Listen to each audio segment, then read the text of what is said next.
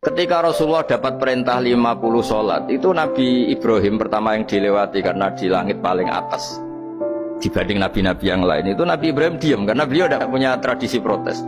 Semua nabi diam karena Allah memerintahkan, pasti sudah bagus lah, sudah diukur kekuatan hambanya. Tapi ketika Nabi Musa, beliau orang pertama komplain.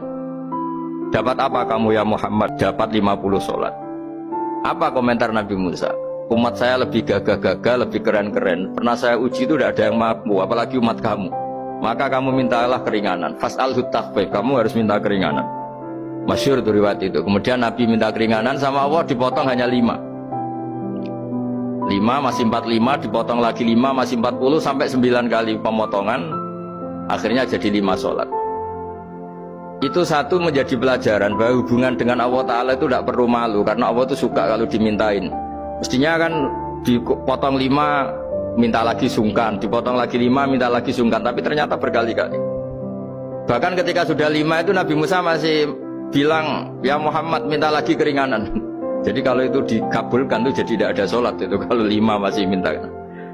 Nah, sampai Rasulullah itu tanya ke Jibril, ya Jibril, bagaimana dengan gaya komplainnya Nabi Musa? Hiddah itu sering komplain.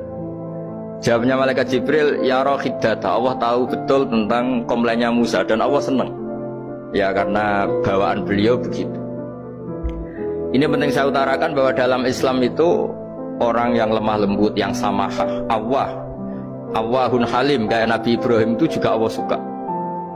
Yang suka komplain tapi demi hak, bukan demi konflik. Saya ulang lagi, demi hak bukan demi konflik, juga Allah suka.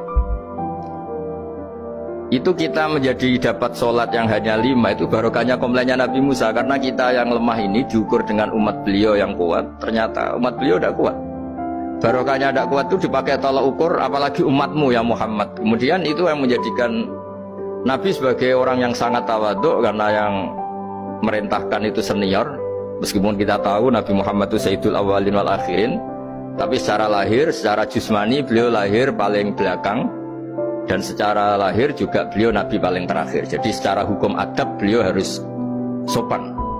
Tentu sopan itu jadi panutan kita. Meskipun kita tahu hakikat beliau adalah Sayyidul Awwalin wal Akhirin secara hakikat. Nanti kita bicara lebih jauh tentang jusmani dan rohani. Nah akhirnya keturutan sampai 5 sholat yang kita lakukan sekarang itu barokahnya komplainnya Nabi Musa.